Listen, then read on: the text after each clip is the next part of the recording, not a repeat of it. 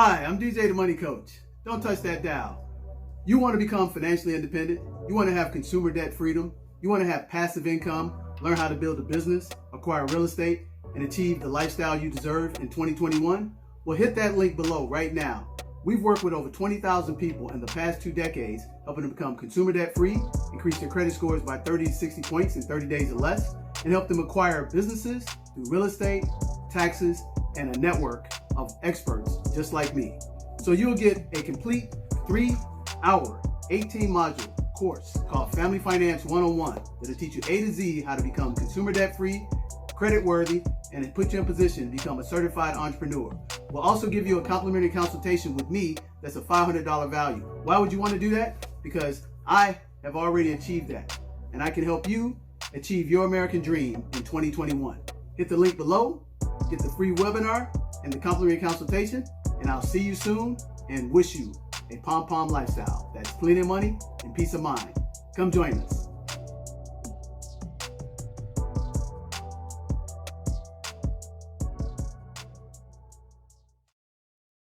Toledo Organic Tequila is so crisp, so incredibly smooth, it's simply in a category by itself. This is luxury. Life tastes better naturally, so should your tequila. This is Toledo. Enjoy responsibly. Visit ToledoTequila.com to get your bottle of Toledo Organic Tequila. Get a 10% discount on DJ the Money Coach by entering promo code MONEY at checkout. Again, that's ToledoTequila.com, promo code MONEY to get 10% off your Toledo purchase. Now, let's start the show. Oh, welcome, ladies. The ladies, the women, Bet on Black, the women, the family, the legacy. Ladies, we're all here. We all have a story to tell. And of course, I love it. We've been having a good time thus far. And I just can't think of a better way to spend a Tuesday afternoon. Y'all have changed my schedule. I said anytime somebody can change my schedule, they made an impact. And that's informational right there. Like, what you mean? I got somewhere to be out. I cannot tarry. I got to go. So tonight's topic is the father-daughter relationship. The father-daughter relationship. So we hear about it all the time. We hear about, women who don't know who their dad is, or their daddy's little girl is theirs, and everything in between. From our relationship started off rough and it got better, or if it started off great, they got rough and then it got better. All of those stories. So tonight we want to talk about your relationship. How important is it? How it impacts the choices you make. How it's changed your life. Let's go, ladies. Let's dig in to the daddy-daughter relationship. Well, how about we start with your relationship? What was yours like? You want me to go first? Yeah. What was your relationship like? Well, now that is a gem. First of all, let me start out with the fact that I have written a book called In Your Hands. It is about the impact of the father's relationship with his daughter and how it affects her self-esteem. It impacts the choices that she makes and what he should be doing as a dad in order to make that work out. So I don't know if you want me to go first. Yes, we do, because it kind of helps frame our conversation. Yes. First of all, my father died not a few years ago, a couple of decades ago, and I miss him dearly. I was the daddy's little girl. Everything, the sun rose and set on his word. He could not move without me being right there underfoot, under knee, under elbow, under arm. I was right there like, Daddy, where are we going? He was like, ma'am, we. Don't I anything we. So everything I learned to do, he was responsible for making sure it was. So from riding horses to being able to fish, to drive, to all of those things, he impacts even today. Without him being here, he impacts my choices in relationships and things of that nature. It's just all kinds of, he is my nose of, you mean me no good, so let me walk away now before somebody gets hurt. All of that. My father he was just a real guy who, was like, no nonsense is a thing, and this is what we're working on. So I don't take anything from it. I love it. My daughter never met him. He passed away before she was before she was born. And she says, what would Sam say? I said, now you being a little disrespectful by calling him his first name. She said, my grandfather would know that was not being disrespectful. She said, I need to know what would Sam say. I was like, now we're going to say, what would Sam say? I was like, okay. And I told her, you know, she would ask me things, and I'd tell her, and she was like, oh, okay. See, that's good. Then the other day, she blew my whole mind and heart up at the same time and said, I would like to go visit his gravesite. And I was like, ooh, this is me right here, Stacia. I was like this. I was like, this is what, have you been recently? No, ma'am. I said, I don't really do that. She said, well, if you take me, can you drop me off? I said, wow, lady, wow. I said, this is what we're working on. She said, I think I would like to go. I was like, really? I said, is that serious to you? She said, yes, ma'am. I said, okay. So the next couple of weeks, I guess we have to make that happen because she's going to school soon. So I will have to get that done before she takes off in August. But I was like, ooh, I did not see that coming. You know, all the things. How old is your daughter? She's 19. Okay. Yeah. So as the spiritual person on the call, right, the real on the other side, I'm just gonna say if she's doing that, then he's probably trying to communicate with her through her to you. It happens all the time. So just throwing it out there. He may want to talk to you. And so the way of getting to you is, let me get my grandbaby on board, and then maybe her mama will come on board too. Because, nobody ever really like dies. They're just physically not here anymore, but their spirit lives within you, which is what he say. You can kind of really, gauge everything. So he could just want to commune with you. That really could be what it is. And I don't know how spiritual you guys are, but I lost my grandfather when I was little, and my mom swears that I'm not supposed to remember him. But I remember the scent of his cigarette. I remember walking to the store as like a 4-year-old, 5-year-old kid with my cousin to get it. I remember his, just all those little things. And so I make coffee for him, and as on my altar, when I want to commune with him, I'll just put his up there. And whenever he send a message, he send a message. It is what it is. Amen. I'm just saying. I'm just throwing it out there. No, I agree. It's still kind of hard for me to talk about my dad. It's not hard for me to talk because I can talk all day about him. I lost my dad in 2019, so very recent. And it was kind of unexpected. And I would say that I mentioned to you all that I'm going, to Chicago this week. And I think, Stacia, I spoke with you about that the day I came home from the hospital, and it was just so sweet because we were all there and we all saw him transition. We were at his bedside, and he was communicating to us, and we just saw him, slip away. So it was a real sweet moment. My dad's childhood home. So everybody that day, he died at about 5. Everybody came over to my dad's house. And we all just, we still live on the same block that when I was 3 years old. So everybody, we had the house, what we call the Kool-Aid house. So everybody heard the news and they came. And the next morning, it was me, my husband, and one of my sisters stayed at our childhood home, which my dad, he would not move. This is him. He wasn't going anywhere. It caught on fire. We were in the house. It just caught on fire. It was just so surreal.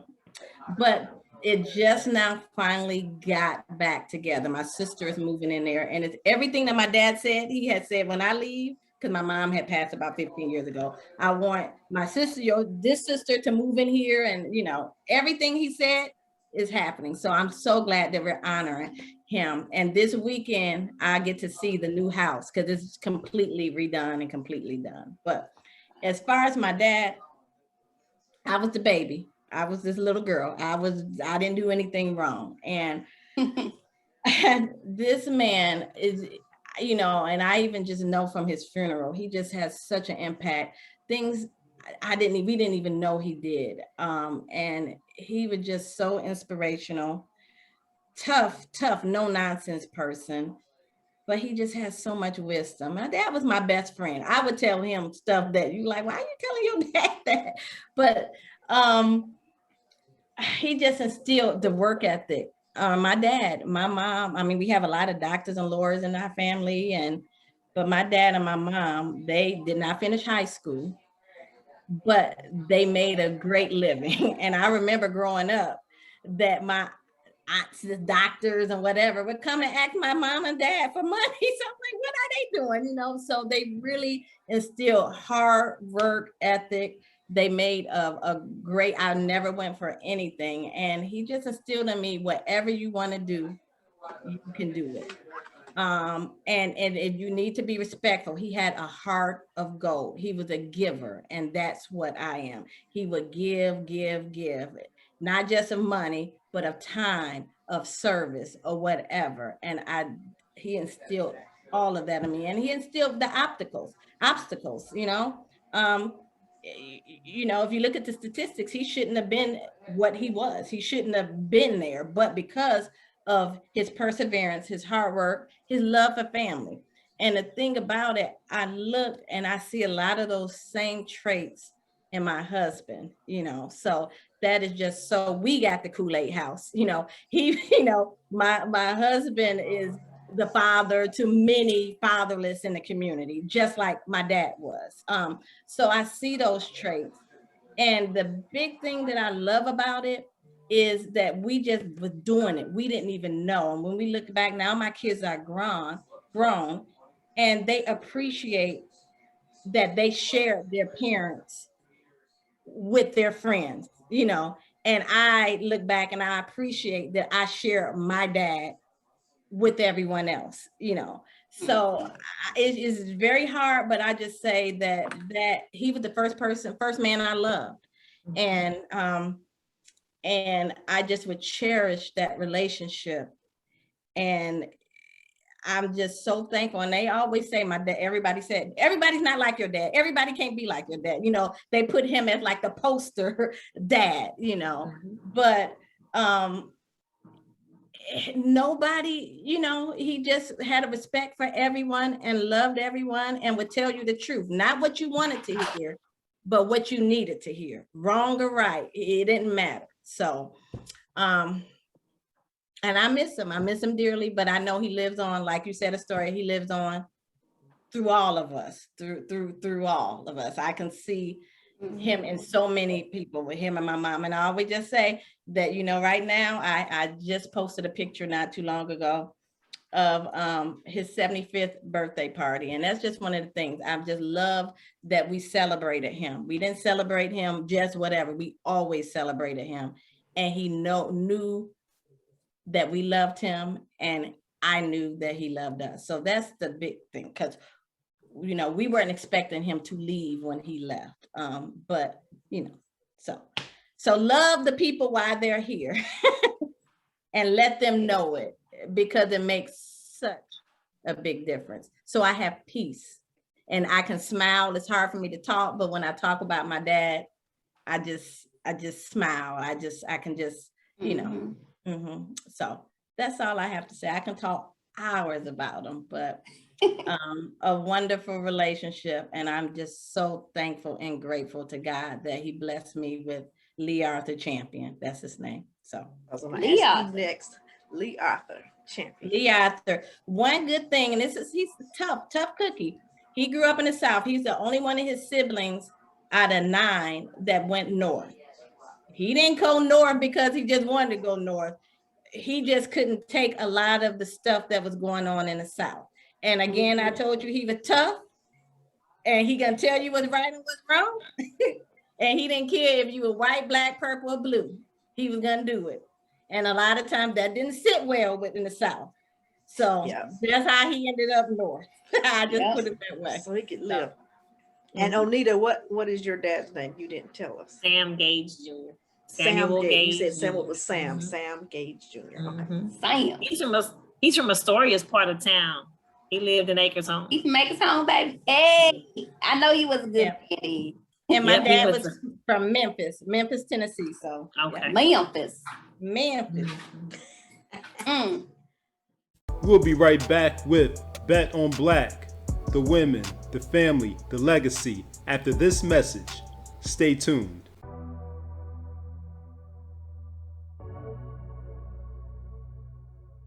Hi, so this is a testimonial for DJ the Money Coach.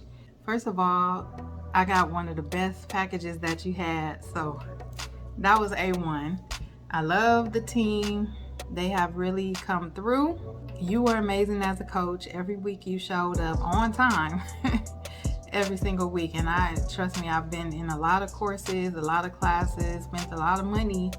And unfortunately, some people don't do what they say that they're going to do as a coach. Hello everybody, my name is Terry. I recently just linked up with DJ the Money Coach, and he's been very helpful, gave me a lot of information, told me how I could turn my personal credit into business credit, also showed me how I can pay for a personal vehicle through my business and corporation setup, and also set me up with Melvin to help me actually put together a will, a power of attorney, a Roth IRA. I definitely would highly recommend DJ the Money Coach. He's very personable. He's actually real. He actually does meet with his clients. You know, I'm happy for that. And he actually has a team that he works with that, you know, that are actually real. They do call people, so they will call you. So that's kind of why I want to rock with DJ the Money. All right, since you got headed, you go next, since it sounds like Mr. Sam Gage Jr. was from your neighborhood. So take the baton. Well, okay, so mine is a little bit different. I am a daddy's baby because I am the baby girl. And not in the sense that most people think about it, just mostly because I'm the only kid of my dad's that was raised in the house with him, or exposed to my dad. So I have there's 6 of us. So I have 5 other siblings, 3 boys in the middle, and then my oldest 2 sisters, and then there's me. And so I love my daddy to death. I have gained so much knowledge about business and things like that, but my father is not a emotional person, and not a person that he doesn't communicate well, if that makes sense. Like, he's just very old fashioned. He's from Mississippi, from the country. You don't talk about none of that stuff. Like, that's just who he is, right? So the way I was raised is the hard work, the discipline, here's what we do, you know, that kind of stuff. The other part I didn't really get. Now, what I did get from him is his love for travel. My daddy tell me all the time I have white line fever. It's this song called White Line Fever. It's an old country song. But it's because I used to drive up and down the highway the same way my dad used to drive. He owned a bus company. But before he owned the bus company, he always drove back and forth to Mississippi, always on the road. And that's me. I will hop up in a minute and get on the road. I don't drive like I used to. I'd rather get on a plane now. But I did get that from him, like the white line, the love for travel, the love to see new places, to do new things, to try things. My entrepreneurship spirit comes from him, you know, being able to try and fail and, you know, stuff like that. But as far as like our relationship, we talk when we talk. We live in the same house together. We have good conversations. We have bad conversations. But it's mostly because I am so much like him. And so are all his kids. He can't stand it. So he can take so much of us, right, in doses, right? So as far as like me being an adult now, when I was a kid, you know, I'm a rebellious child. I will not say that I was the best child ever, right? I'm a rebellious child.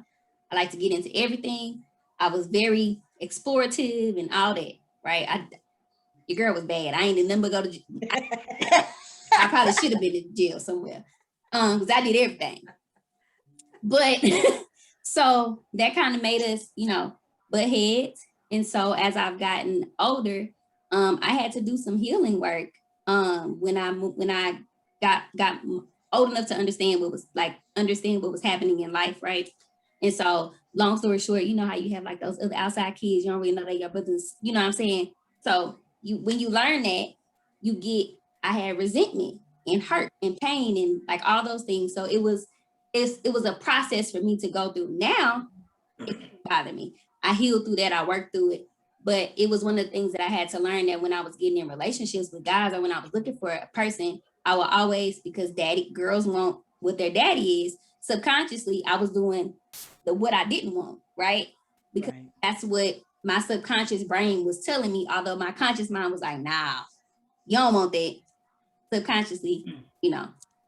So took a lot of healing work, and we on good terms. Me and my dad have a good relationship. We can talk about business, things like that. He just very old fashioned. And I give you a perfect example. We was trying to get a new water heater, right? He don't think I'm old enough to do nothing in life. Like I ain't old enough to do nothing. I'll pay for the water heater, okay? Well, you should pay. He's like, I'm paying for it, but I ain't old enough to do that. So guess what? He was like, well, I could do it. No, I don't need you to do. You almost, okay, first of all, you're almost 68 years old. I ain't saying you can't do nothing. I ain't saying you ain't, spring chicken and still want to, live a good life. What I'm saying is we live in a 2-story house. And why are you going to try to take this water heater all the way up the stairs? Well, we could just hire the people to do it. I'm going to pay for it. It'll be all right. Mm-hmm. I don't want nobody, you know how I don't want nobody. Yeah, nobody in my house. Yeah. I don't want nobody in my house.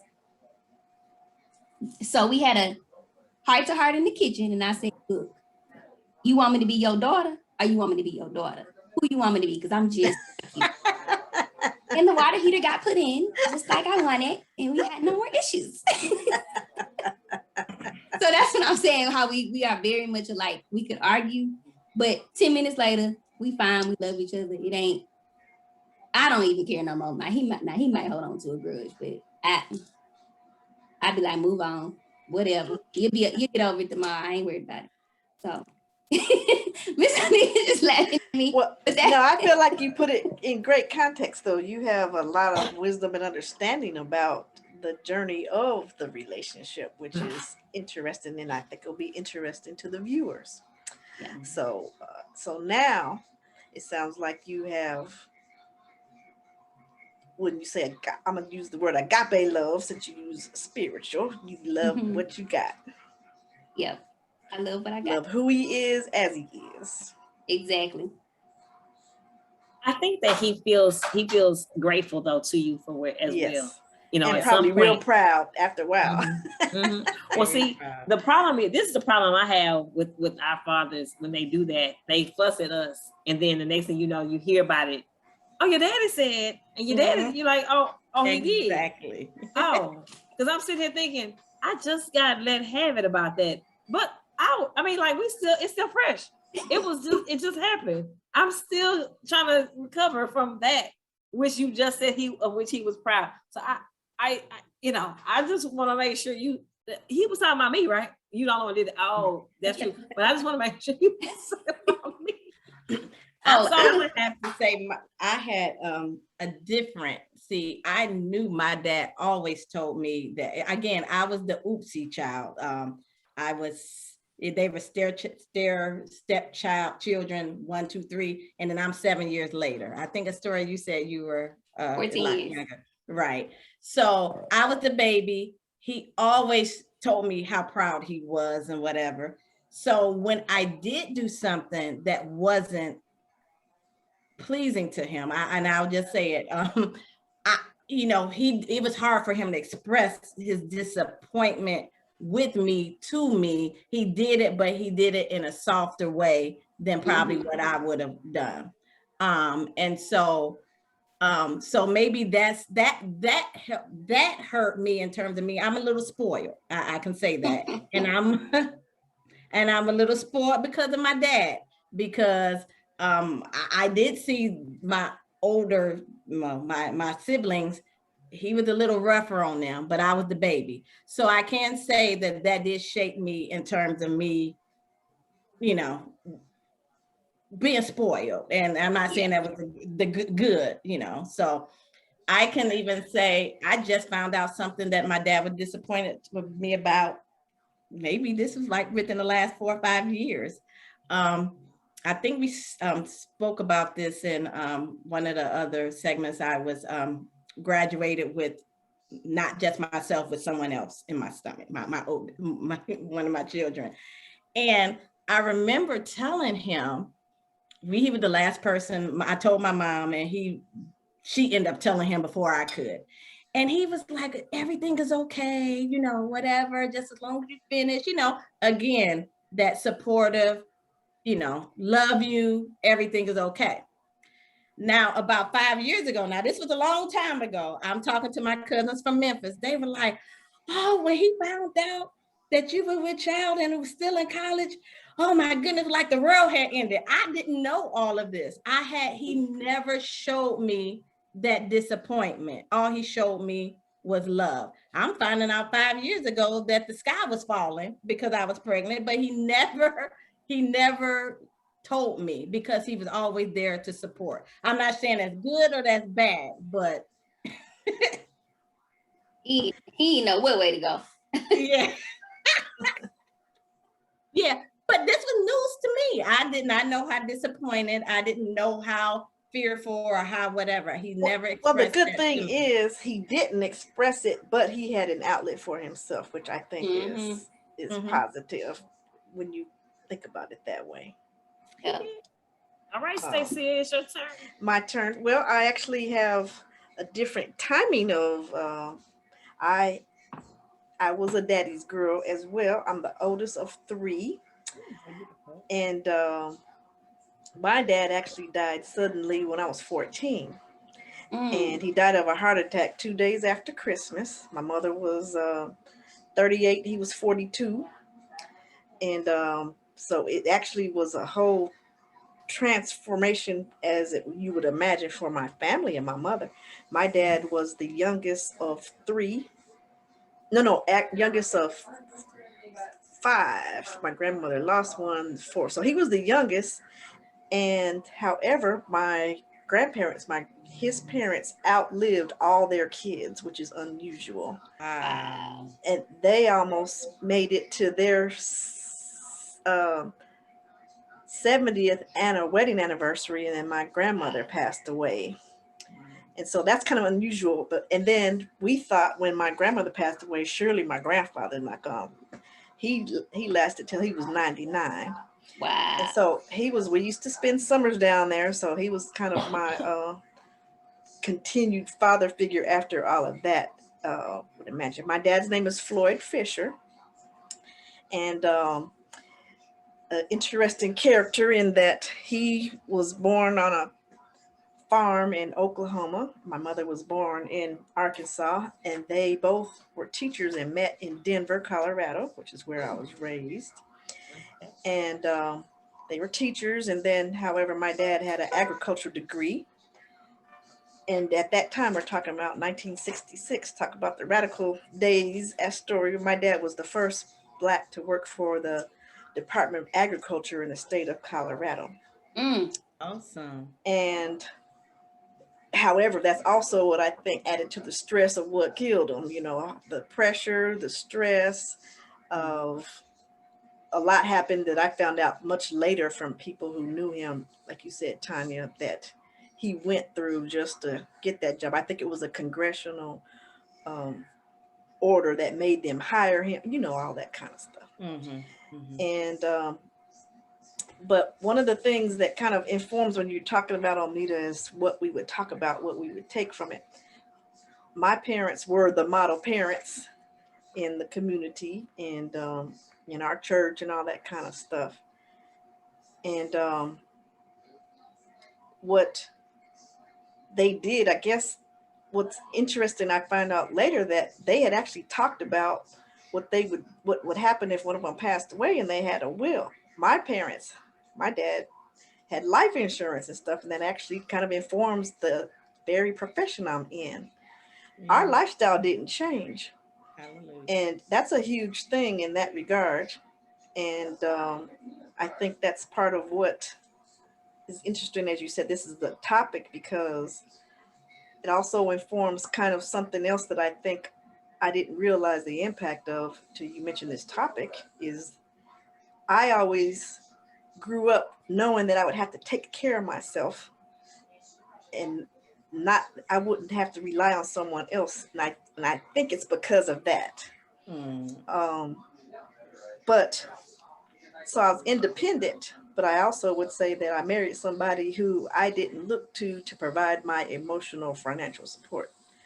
so I could just love him as is and all of that. And now, as you mentioned before, Tonia, my husband and my daughter they're cut buddies. She looked like he couldn't have denied her, as well as my son.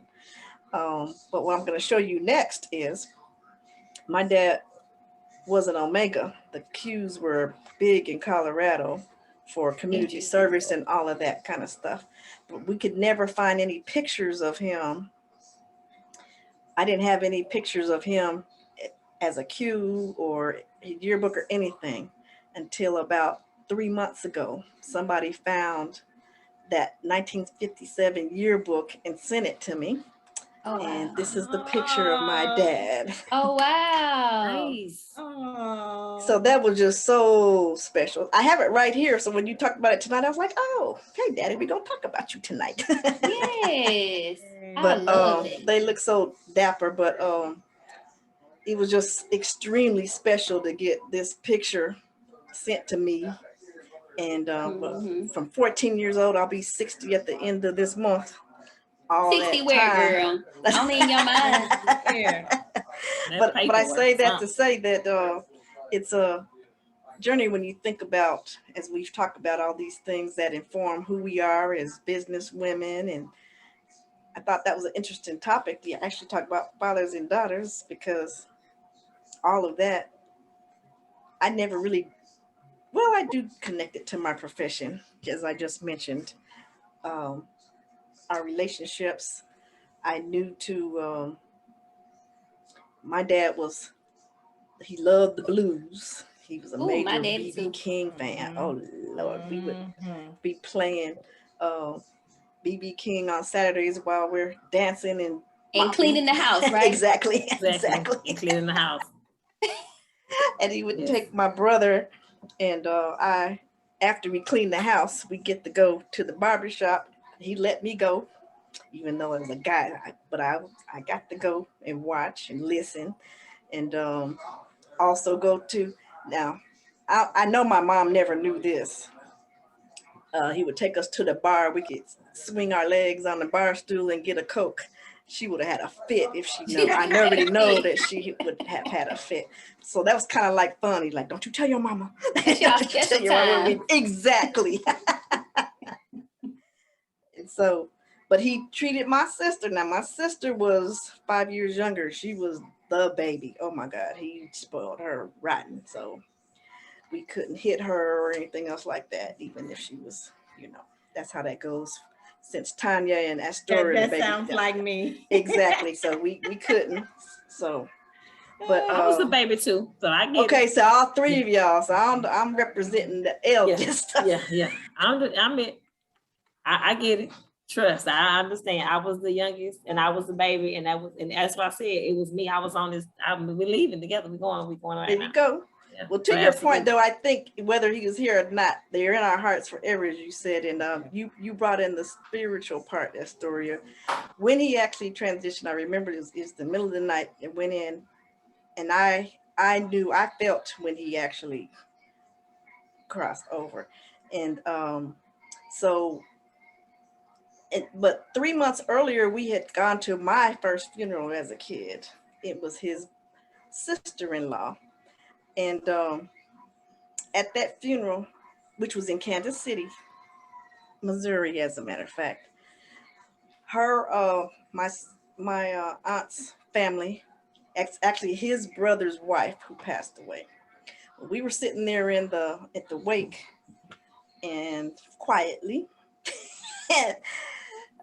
we were there for about 15 minutes, and then her family comes in, wailing and passing out and carrying on. Oh, no. And I remember my dad saying, if y'all act like that at my funeral, I'm going to sit up and slap all y'all. Sound like my grandmama. So during his funeral, actually, he died on the 27th, and his funeral was on the 31st of December, and it was the biggest blizzard in Denver. He was buried in the National Cemetery. But during the funeral, I actually was able to smile because I remembered that, because he did not, it was a big deal. And I think many of you would agree. don't clown in public and embarrass the family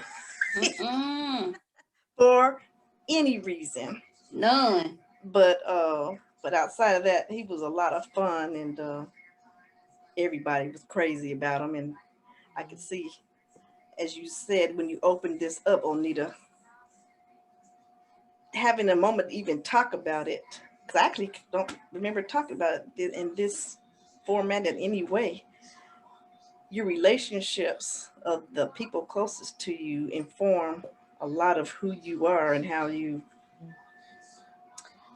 make decisions, I think, about your own relationships, your professions, your opinions, and as Tonia mentioned, work ethic and all of that. And I just think that what we can do, because I actually have some friends who have to deal with things that our community doesn't talk about, like, I'll just say it, incest and rape and stuff like that goes on, because it does happen. It happened. And I think we do need to talk about it enough, or at least have people have a safe space to do what they need if they need to heal from some of those, any situation, if it's something like that. Doesn't have to be just that kind of violence or whatever.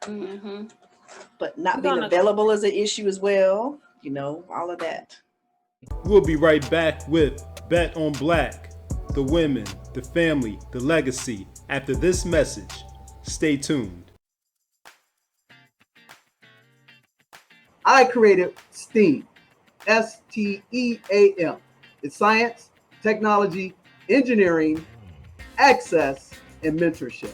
And people might say, well, what happened to the math? Well, to me, it's self-explanatory. If you're going to be an engineer, you got to be good at math in some capacity. How does that translate when you go in these boardrooms with these Fortune 500 companies who just want to take money out of our community? How do you get them to, humanize our experiences and actually give us the value without us having to be validated through their lens? People don't understand, when you start out in business, you got to pay your team first before you pay yourself. I'm gonna say this. You got to pay your team first before you pay yourself, because you're invested in a system. I'm excited about meeting you guys, because I think you're stumbling on something that's going to actually dissolve that system and actually make you as the number one player in the industry. Can you talk to that a little bit?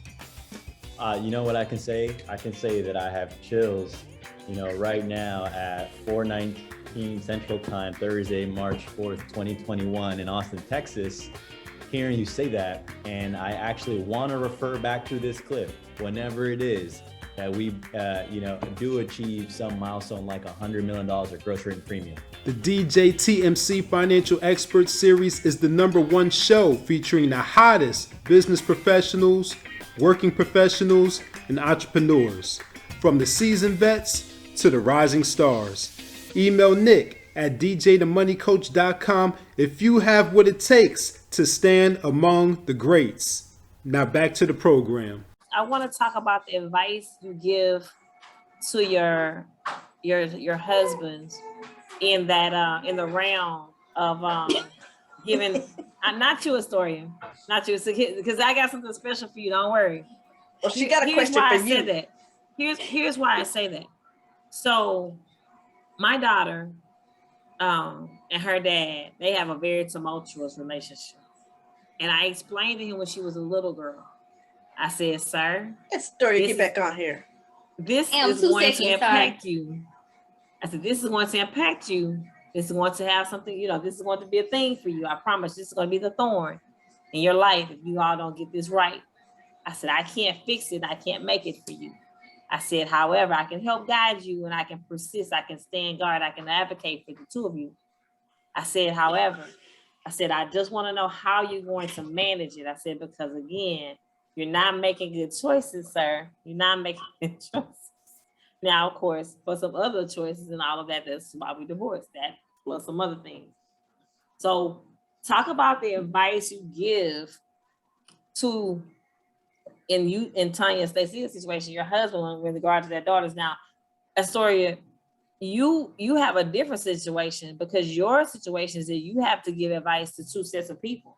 You're in that middle ground where you give advice to daughters how to relate to their dads, because you still give advice. You still have to. You're still in that platform. Don't act like you don't get to mentor, coach, and develop people. That's not true. Stop that. Don't think because you got off the marriedhood that you don't have a role in this thing. And then those dads who look at you all's relationship with envy, because people look at your relationship with your father with envy. And so how do you talk about that some?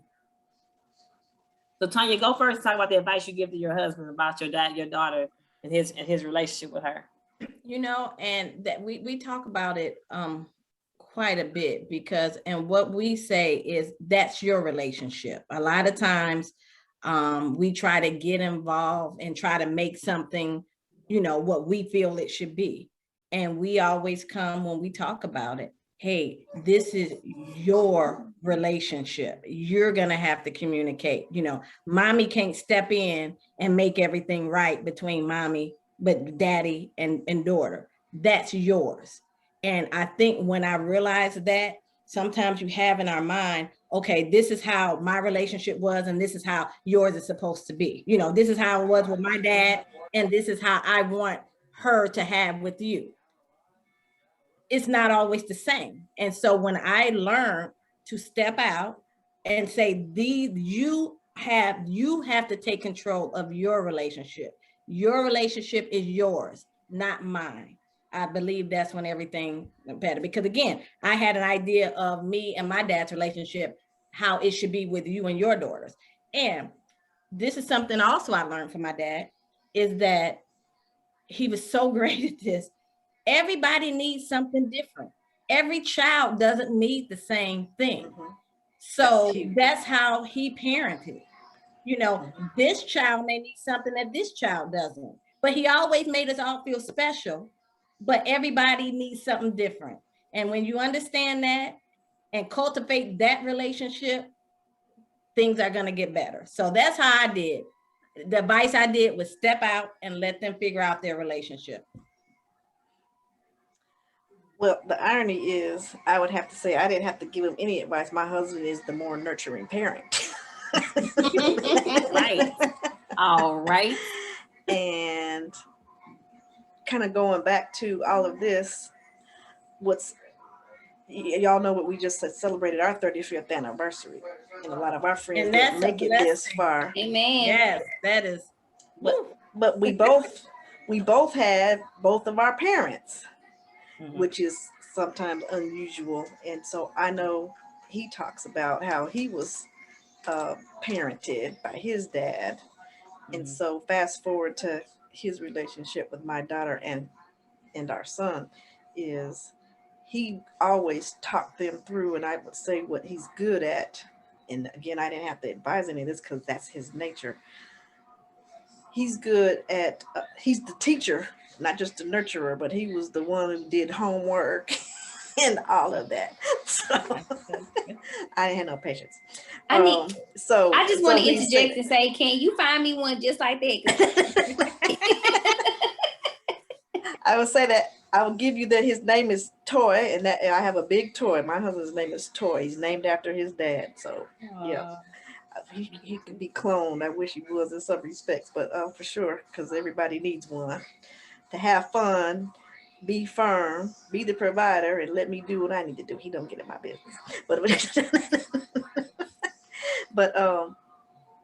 for telling them what to do, how to relationship, I think one of the most important things of relationships, period, is talking through, painting pictures to help people learn the way they learn. And so he talked to both of the kids about things like, well, relationships with, in my son's case, with his wife. He knows you're going to want somebody you can talk to, not just me. Of course, they talked about sex. And then for my daughter, it was more detailed because a lot of girls don't get that talk from a man or a woman about what to expect about relationships. And so I think that would be something that I would add to any advice, because I don't know that we always equip our girls well. For instance, getting by yourself in the lines we all know that they will take to get you in the bed. Mhm. But we don't tell them what to do to get out of a situation like that either. A lot of times you have to figure it out sometimes when it's too late. And so he talked with her about all of that. So I think, to your question, Nonita, that's kind of what I think she was looking at for what advice. But see, U.S. Story, she gave you an assignment too. So She not off the hook, huh, Stacia? No, she's not. No. So what was my assignment again? So let me tell you what it was. So you are talking about what advice you give young ladies about their relationship with their dad. And then when people talk about the envy they have for the relationship you have with your dad, how do you help them facilitate a relationship with their own? You know, I haven't, so I'm gonna answer the second part first. I haven't had anyone directly say, and I'm not sure if someone does or doesn't. I haven't experienced anyone have envy for me and my dad's relationship. Besides my 3 brother siblings, right? So not other people, but inside. And most of that is just the resentment of, I am the only child that was raised with my daddy in the house, right? So it's a little bit different. And so what I tell people all the time is, just because I was raised in the house with my daddy doesn't mean that I have anything better than someone else. I do come from a 2-parent household, but what you have to understand is my dad is an entrepreneur and he owned a bus business. So although he was here, he was not here. Does that make sense? Like, my dad is a provider. He gonna get what he need to get done, but he wasn't like here every day. My mama was the person that showed up at all the track meets, showed up at all the stuff, whatever. And it wasn't until years later did my father say, I didn't realize you had all these awards. I didn't realize you did all these things. Wow. I didn't see that, right? So I think I kind of got like the best of both worlds. Although whenever I'm sick, here's what's interesting. Whenever I was sick, my dad is the more nurturing one. My mama ain't, you know what she gonna do? She gonna give me some medicine. She gonna clean the room, make sure his lights all down right. But she ain't ain't gonna come baby me. My daddy, what you need, baby? What you want? You need to fix some soup? What you want? My daddy is like let me make it better. My mama like, girl, take some medicine and lay down and go to sleep. Like, leave me alone. She's not a hugger. Like, I have to like force my mama to lay down with me. Like, I just have to get up underneath her sometime, and I know it irritates the crap out of her. But my daddy, I could probably sit up under him all day and he wouldn't care. Like, he would appreciate that I'm sitting up under him. Now, would I do that? Probably not. But, you know, that's what that is. So the advice I would give on the flip side, what I tell young girls is, yes, we do look for what we want in our our father is our first example of what we look for in a helpmate, a spouse, whatever you want to call it, or somebody that you're dating in order to get to that next level. But you have to realize, like I did, what's the things that you don't want? What's the stuff you have to heal from, right? So if you didn't have a physical father there, or if there was someone else that stepped in and did that, you have to pay attention to those things. So the perfect example I can give is my nieces are a product of divorce, right? Daddy don't want, he act like he want a relationship. Sometimes he don't. I don't know. Whatever, right? But my daddy is they daddy. Like, right. They pawpaw. That's their daddy, right? So the relationship I have with my daddy is different from what they have. They get this my pawpaw. I got to be up under him. You know, they get all the stuff that I didn't get necessarily as a kid because he's retired. Now he can do it, right? And so I tell them to look for the things that they want and what they don't want. Establish what the bad habits, anything that you're trying to get rid of, right? Like, figure out what that is, and then heal from those things. Because a lot of times we walk around with resentment. It wasn't in our life, or because he was, but you didn't really see him. And so when I talked about that at the beginning, like that healing part, yes, my daddy was in my life and physically there, right? But there was some other stuff that I had to heal from in the middle of that, because he wasn't there to see what I thought was important, right? You know, in that moment. So healing work, I'm all about spiritual and healing work, y'all. I be feeling like people be having to work on the things they got to work on. So my advice is to figure out, those pain points, what's those triggers for you, and kind of move forward from there, so that you can have a healthy relationship with whoever, whether that's with the father that you have, are you trying to build a relationship with them, whatever that is. You got to know what your triggers are, right? What affects you, so you can kind of move forward. So, Right. Yeah. That's awesome, Astoria. That is. Thinking about it. Go You ahead. acted like you weren't able to give that advice out, Tonia. I'm gonna go with what Tonia said, but you acted like you weren't trying to really give that information, like that was gonna be hard for you.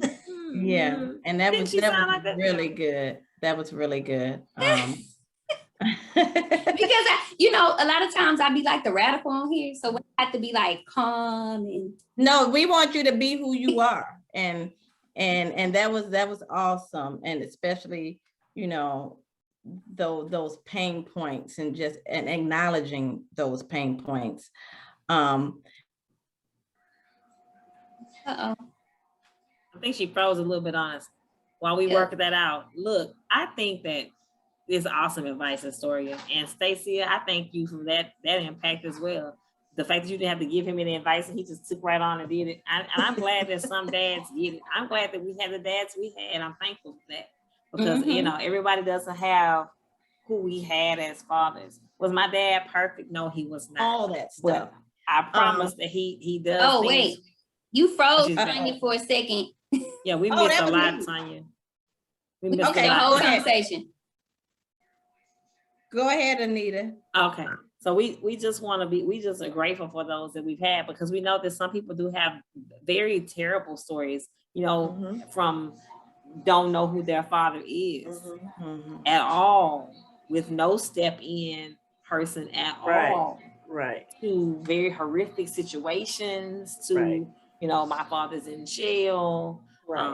My father is, I'm the product of an affair, so my father has a whole other family, all the things that could be our scenario. And it's just not on this call, but it's so many other women and children out there who have that story. And so I'm glad that we're able to talk about that, but it'll also help others, make their place and peace with it and help them heal, as Astoria has also noted. Go ahead, Tonia. Did she freeze again? I think she did.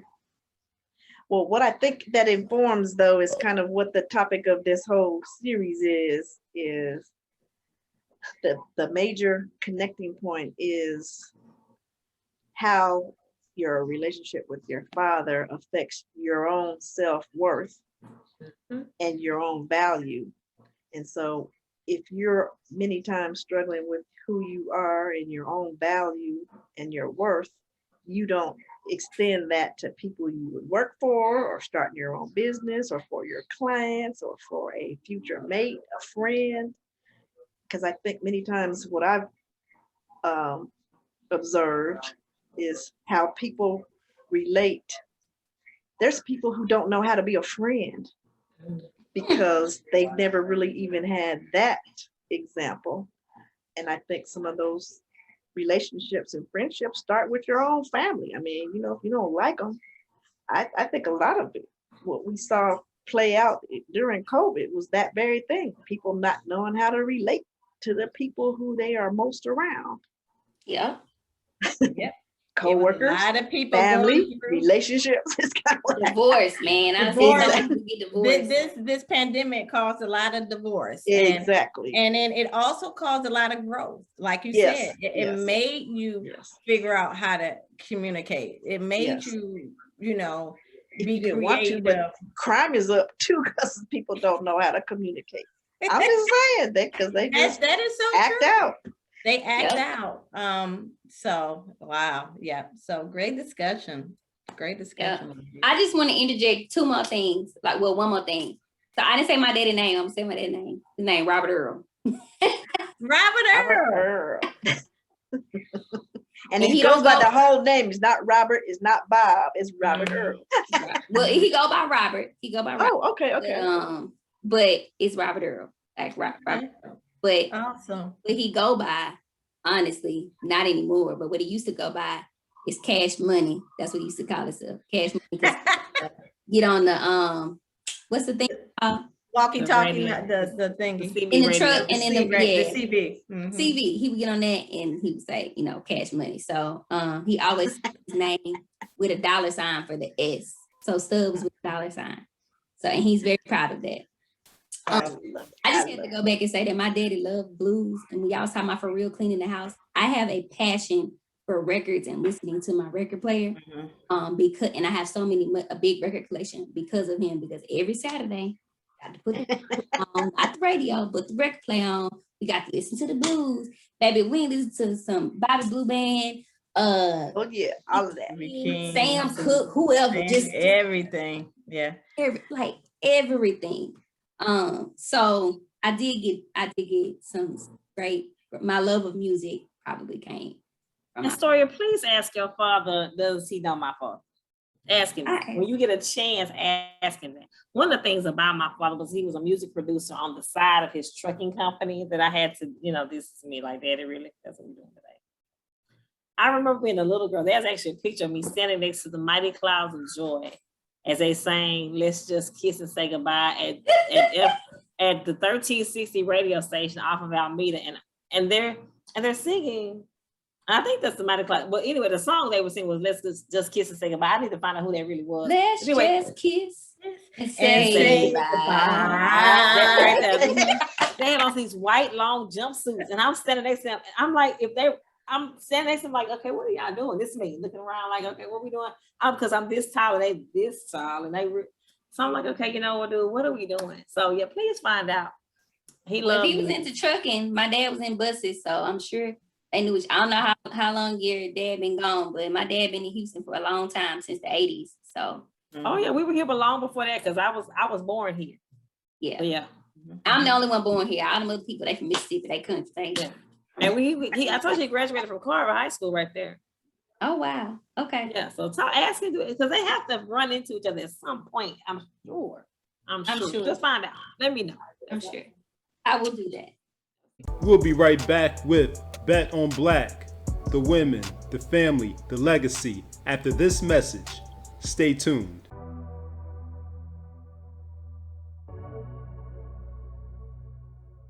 Since meeting you, I have had the pleasure of meeting other people among your team who have given me the knowledge to be able to take my business to the next level. So I'm definitely looking forward to a better year from here on out. So thank you very much for placing those people in my path.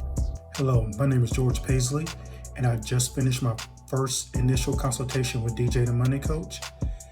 And I have to say, it was very enlightening. I enjoyed it. He hit me to some game. In the first 2 minutes, he told me about a way I could save taxes on next year. So even if I didn't work with him, I left away with that knowledge. To anyone else out there thinking about it, at the very least, take the time, have a talk with him, and let him show you how he can help you live that pom-pom lifestyle.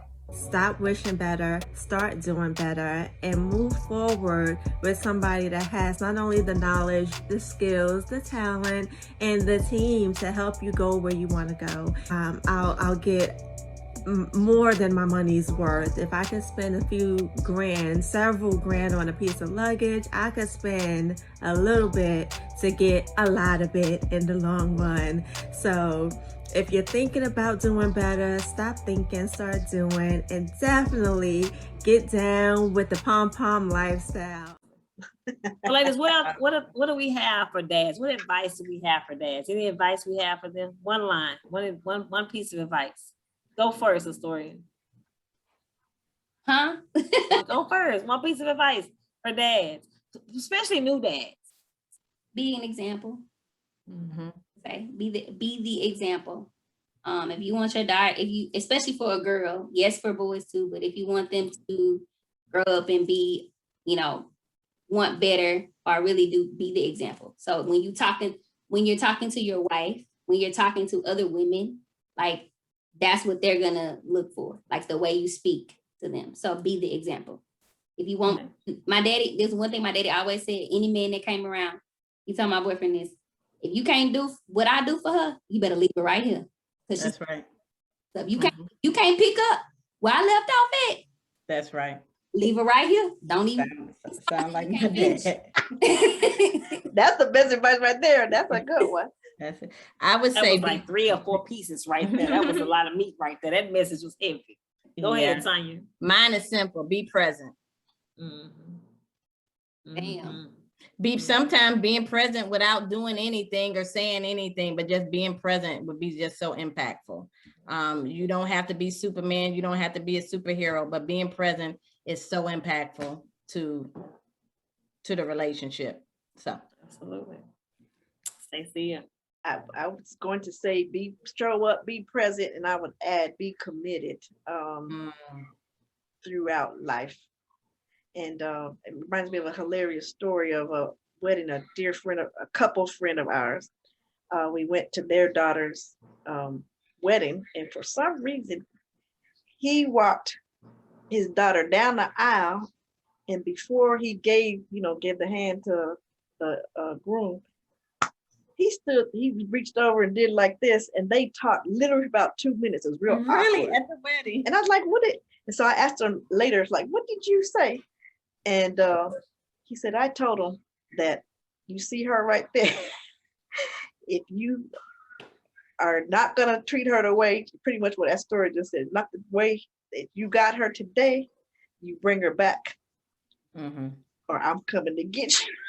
Because he got that look, I was like, it was just funny. Like, I'm sure he would have said that before the wedding, but he needed a reminder. Yeah, It's the last reminder. It's the last call. He said, you're done. If you're not going to treat her right, you said you bring her back. That reminds me of my wedding. Unharmed. No, it's not too late. He should have been telling her, girl, we can just eat this food. You ain't got to get married. I'm gonna still pay the portion anyway. Wait. I just have to tell this funny story though, y'all. Like, really, this is so funny. My cousin, she's a news reporter, right? She was the biggest news reporter in Jackson. She was like the celebrity, right? Her name is Katina Rankin. Her daddy had already passed away, but my family is so close knit. And I remember I probably was like, oh man, I must have been like 10 or 12, right? She was getting ready to marry this man, and the night before the wedding, she was in the, all my sister, her cousins, they all in the bed, whatever, right? And they was like, well, girl, if you don't want to marry him, what would your daddy say? My uncle came in the room. My uncle Clifton came and he said, baby, if you don't want to marry him, your daddy wouldn't have you marry him. Do you know we didn't have a wedding the next day? Wow. We had a family reunion. Oh, wow. That's right there. It's the family reunion for me. She was like, enjoy. I mean, they had spent so much money. No, they're still cheaper than cheaper that way. Splitting up afterwards. Yes. It was so funny though. That was money well spent. Yeah. It was before. It was just funny how like we was having a family and the other family was mad because they wanted them to get married. And we was like, we just gonna enjoy the food. We all in our little dresses and we just having a good time. We ain't even thought about the darn wedding. But anywho, it was so funny because y'all said that if you don't want to marry, you got to marry now. No. I remember looking at my video that happened at my wedding. It was funny. Everybody just laughed because my dad, when it was time for him to give me up, he kind of just stood there and didn't give me up. And the pastor was like, Daddy don't want to give her up. And everybody. I'm gonna just stand right here for a while. I'm gonna think it over some more time. Yeah, he but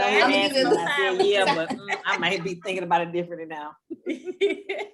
Yeah, so. Well, you wrote a book, Onedia, so that's the one. You got to tell us what the overall advice is.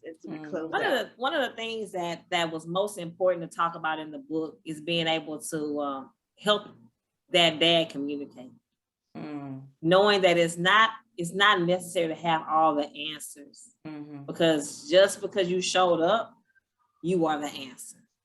Yeah, she wants you in her corner. She needs you in that space, and she's expecting that you're going to be just like you said, Stacia and Tonia, be present. There's a misnomer that you can be replaced by the internet. Google has nothing on what people bring to another person's life. Google can't do that for anybody. So if you are just going to go ahead and be committed to your parenting, you have to be committed to your parenting. And so, you know, it really is, you know, most dads are scared of girls. Number one, they're scared. And then secondly, they feel like girls are karma. You just got me. I just got. My life is about to change because everything I did, I'm about to see in this person, little person right here. I'll never forget when my daughter was born. We didn't find out the gender of our children. So we had no idea. And so when she got here, I just laughed at him. I said, "You all right?" "I can't breathe." I was dying. I said, "Oh, okay. I see how this is gonna go." All right. At about 18 months, maybe she was a year, like somewhere between a year and 18 months, he asked me that I never buy her a 2-piece swimsuit again. At 18 months? I said, "Dude, no." I said, "All right." At the time, I was a store manager for the Gap. I got everything on sale. Everything was on. I get a discount for everything I buy. So of course, at this point, I'm like, "Well, I mean," he said, "Please, no 2-piece swimsuits past 2 years old. I can't take it." I said, "Yo, are they gonna work out right?" "Nope, I ain't." I said, "All right." Wow. But they're so adorable in 2-piece swimsuits when they're kids. Sir, but ma'am, that gentleman, that sir was looking at me like, "Ma'am, I'm going to not live." I'm like, "Dude, you gonna be all right?" "No, ma'am." I said, "Okay, all right. I can honor that request because I don't want no little boy to fall on the ground by accident. Somebody be laid out. It just fell out. It just fainted. I don't know.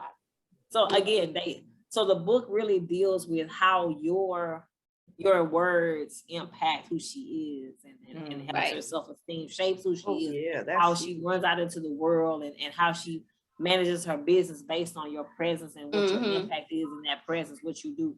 Like you said, be the example, do what you do. Being great is what she want her to do, and the expectation. You can't expect her to do. It's not a do as I say, not as I do world. Right. Is she gonna do what you do? And she might do some of what you say, but she's gonna do everything you do. Everything that is true of all kids. So you're running out there looking for it. So that's one of the things. And it was really impacted by the fact that, you know, again, as a tribute to my father, after my parents got divorced, she got remarried, and my stepfather was somewhat of the same kind of cloth. He was very much, why do you have so many jobs? And I'm the daddy. This is not the day and age anymore. I'm not gonna. You had 4 jobs your whole life, like 4. Whole life 4. I had 4 like 2 years ago. Moved on from that. I'm in my 20s. I can do that, you know. So it was that kind of situation. But again, having powerful men in your life who do that. I had a great grandfather who was my dude. I mean, you couldn't. We was sticking at me and my dad. Like if you saw him, you definitely saw me. You could not miss. You like he was. There you go. There you go. Yeah. So between that and my grandfather, you know, my grandfather was the workaholic. He had the work ethic. He was up at 5 a.m. to go to be a longshoreman as a ship champ. At home at 9 at night.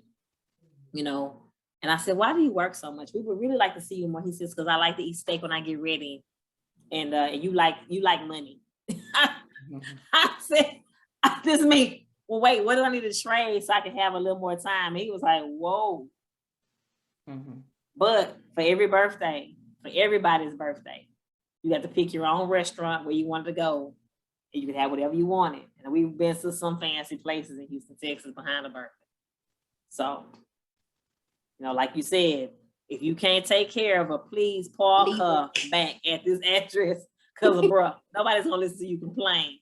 So yeah, I've been down that road too, hence the divorce. So there you have it. But yeah, I enjoy writing the book. It was a very powerful writing. And right now it's in the typing stage. I haven't slowed down long enough to type it. You would have thought during the pandemic I could have typed the book, but I just opened up a few businesses and stuff, you know, just little things. Sorry. just little things. You know, what was I thinking? But when the book is published, let us know so that no worries. I'll be I put myself on a deadline. It has to be done by the end of August. I keep walking around with it, looking at it. I'm like, okay, it's still in this list, like hurry up.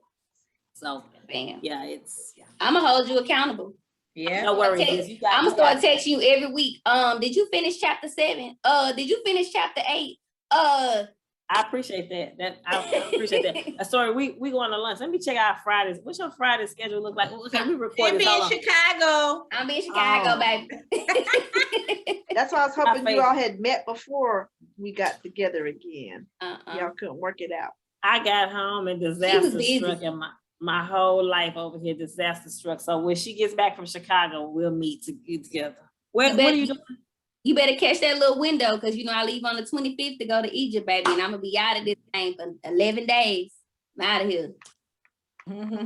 Y'all will catch up. Look how she like, God, when she sit down. Look, you know what's funny? I was texting Dale, and he said, "You travel more than the NBA." And I don't know why he said that. They didn't even call no travels other than I was watching the game. There were no travels called, none. Like they traveled 4 times. What are y'all doing? Oh my goodness. Well, guys, I did want to share, Stacy, one of my favorite pictures of me and my dad. That was a really that's a nice one. See there? Very nice. Well, I don't have that picture on my phone. Like, I gotta share my picture now. Well, yeah, you should. I don't have any pictures on my phone. No, that was his 80th birthday, I think. So, nice. Oh, that's awesome. I don't have any pictures of my phone of my dad. I'm sorry. I guess I probably should do better. I'm gonna go get a picture of him on my phone. It goes in the book for sure then. It's in the book. I don't have a book with me right now. Yeah, that always going to that book. Yes, it is going to that book. Yes, it is. Yes, that's true. He was one of the best dressers. He was trying to be cool on that one. Oh, nice. All white affair. All white, Mr. Radio. Mr. Radio. Oh, wow. And wait, I ain't gonna find one just as I want to find this it. Is a beautiful picture, look, of my mom and my dad, and then the insert is them at my wedding. And nice. That picture was in an insert of his casket with them, because they're both dancing in heaven now. Oh, man. That's precious. You look like your mom. I do. I think I do. That's what you look like. All right. Oh, here we go. There's me. Then my. And that's your daddy. Daddy Robert Earl. It's Robert Earl. Wait, but here's my daddy like this year. That's his lawnmower. And he got a Rolls Royce. Girl. Oh, now that tells it all, does it not? A Rolls Royce grill on your lawnmower. Now that's special. Astoria. And this me and him in Canada. No, New York. And you see me both on our phones. We was outside drinking coffee in the morning. That was our little ritual. Oh, so precious. That is special. That's the best one with the Rolls Royce grill on the lawnmower. Yeah, my daddy. I have never seen that. Yes. This was my before, like, this is how we started. This is how we are now. Oh, started. Yeah. And good now. job. Very good. Y'all doing a good job. See, there you go. Yeah. There you go. We got it. Yeah. Well, this was a fun show, ladies. It was. Absolutely. Absolutely. So let's wrap up. Astoria, where can we find you? Oh, wow. Well, I got to go first. Anyways, it's because I'm the baby. That might be it. All 3 of you are, so go for it. So you can find me on social media. You can find me on Instagram at Miss Story. So MS_STORI, or on my business page at The I Am Queen Hair. So at THEIAMQUEEN hair. Yeah, that on Twitter, all that good stuff.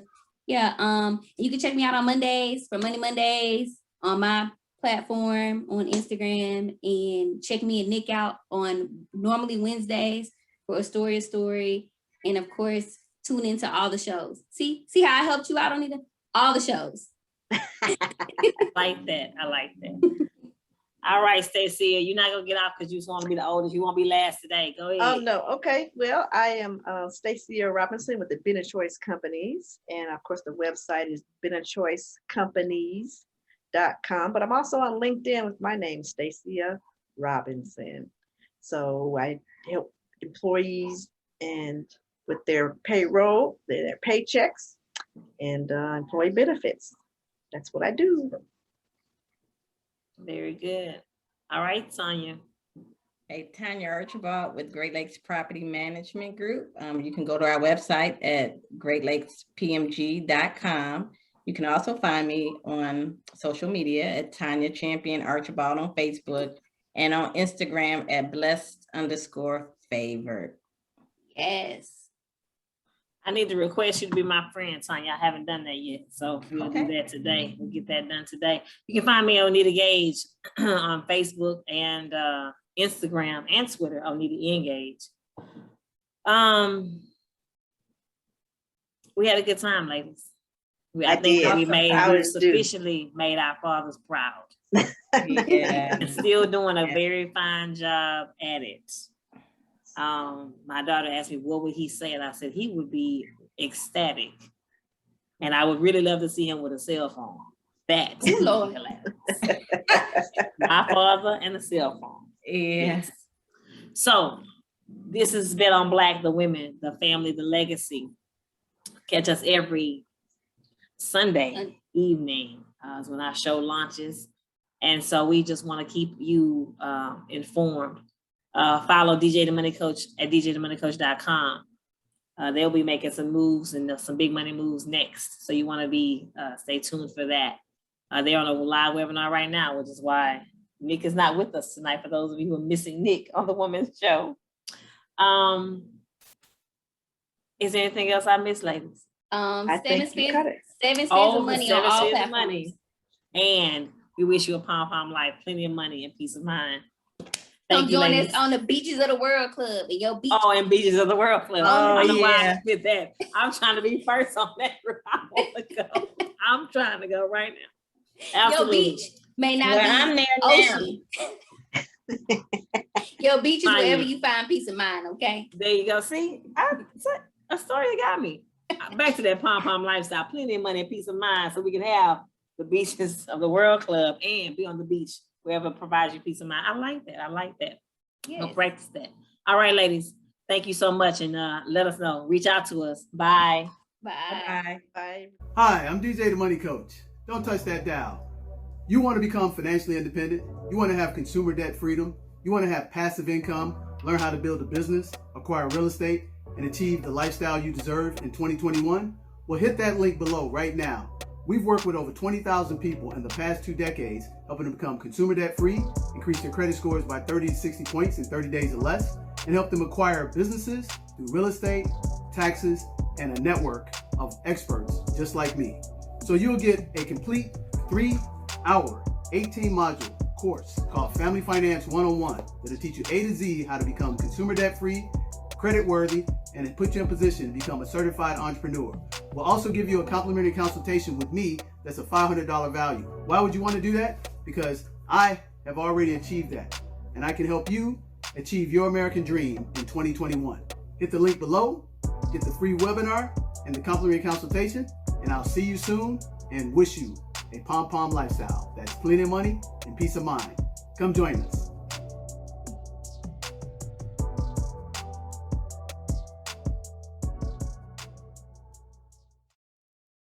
Toledo Organic Tequila is so crisp, so incredibly smooth, it's simply in a category by itself. This is luxury.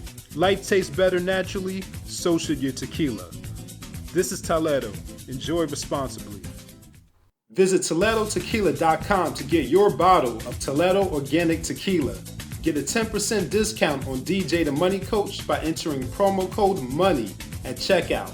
Again, that's ToledoTequila.com, promo code MONEY to get 10% off your Toledo purchase.